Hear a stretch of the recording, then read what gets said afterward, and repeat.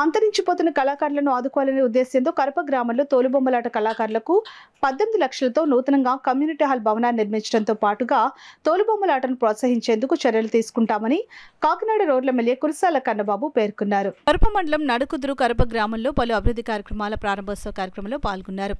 ముందుగా నడుకుదురు గ్రామంలో 34 లక్షలతో ఆంధ్రప్రదేశ్ ప్రభుత్వ పశుసంవర్ధక శాఖ ఆధ్వర్యంలో నూతనంగా నిర్మించిన ప్రభుత్వ పశు వైద్యశాలను ఎంపీపీ పెంకే శ్రీలక్ష్మి సత్యబాబు, జెడ్పీటీసీ సభ్యులు యాళ్ల సుబ్బారావు, జిల్లా పశుసంవర్ధక శాఖ joint director Suryaprakash, assistant director Suresh బాబులతో కలిసి రిబ్బన్ కట్ చేసి ప్రారంభోత్సవం చేశారు. అనంతరం శిలాఫలకాన్ని ఆవిష్కరించారు. అనంతరం మండల కేంద్రం కరప గ్రామంలో తోలుబొమ్మలాట కళాకారుల సంక్షేమం కోసం 18 లక్షలతో నూతనంగా నిర్మించిన తోలుబొమ్మలాట కళాకారుల సంక్షేమ సంఘం కమ్యూనిటీ హాల్ను రిబ్బన్ కట్ చేసి ప్రారంభోత్సవం చేశారు. కమ్యూనిటీ హాల్లో తోలుబొమ్మలాట కళాకారులు వివిధ రకాలతో తయారు చేసిన బొమ్మలను ఎమ్మెల్యే కన్నబాబు పరిశీలించి వారిని అభినందించారు. అనంతరం స్థానిక నాయకులు, కార్యకర్తలు కలిసి తోలుబొమ్మలాటలను వీక్షించారు. ఈ కార్యక్రమంలో గ్రామ సర్పంచ్ సాదే ఆశా జ్యోతి కుమార్, ఆచార్య ఎన్జీ రంగ విశ్వవిద్యాలయం డైరెక్టర్, మండల వైఎస్ఆర్సీపీ అధ్యక్షులు చింతా ఈశ్వరరావు, నక్కా సత్యబాబు, సొసైటీ అధ్యక్షులు నక్కా వీరభద్రరావు, తోలుబొమ్మలాట కళాకారుల సంక్షేమ సంఘం సభ్యులు, అధిక సంఖ్యలో వైఎస్ఆర్సీపీ నాయకులు, కార్యకర్తలు పాల్గొన్నారు.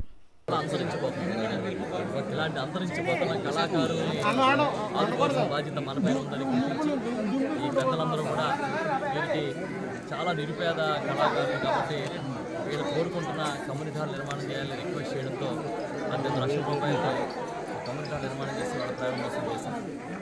తోలుబొమ్మలాట కళ అంతరించిపోతుంది. ఎందుకంటే ఈ వినోద మాధ్యమాలు వచ్చేసి, టీవీలు వచ్చి, అన్నీ వచ్చి వీళ్ళు ఖచ్చితంగా గౌరవ ముఖ్యమంత్రి జగన్మోహన్ రెడ్డి దృష్టికి తీసుకెళ్ళి ఈ కుటుంబాలన్నింటినీ కూడా ఆదుకునే కార్యక్రమాలు చేస్తాం.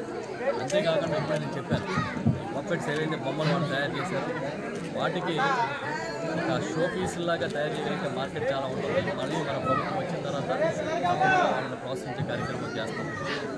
అంతేకాదు ఈ రోజున మొదటి నుంచి కూడా మన ముఖ్యమంత్రి గారు జగన్మోహన్ రెడ్డి గారు ఆశీర్వాదాలు ఇలాంటి నిరుపేదలకు ఉపయోగపడాలని ఇన్ని పథకాలు పెట్టారు. ఒక అమ్మఒడి దగ్గర నుంచి వైఎస్ఆర్ ఆసరా చేయొద్దు దాని ఫలితాలు కనిపిస్తూ ఉన్నాయి. పిల్లలు బాగా చదువుకుంటున్నారు. అందుకే మళ్ళీ ఆయన నాయకత్వం వస్తే తప్పకుండా ప్రజలందరికీ మేలు జరుగుతుందని భావిస్తారు.